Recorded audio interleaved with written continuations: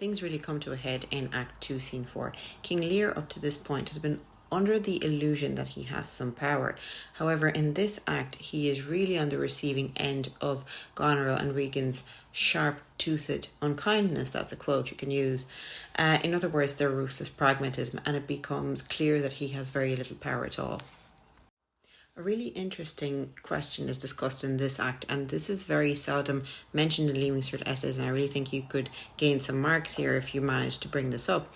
But basically, Regan and Goneril suggest to Lear that he doesn't need any servants at all, and he says, "Oh, reason not the need, and allow not nature more than nature needs, man's lives as cheap as beasts." Now, this is a discussion of what dignity and humanity are really made up of.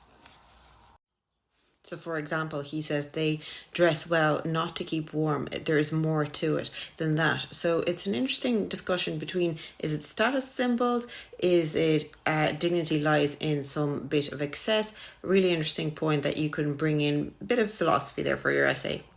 And probably my most favourite quote from the entire play that I have used many times since outside of Leaving Cert is, "You heavens, give me patience, patience I need." I'm sure you'll find a place for that in your essays.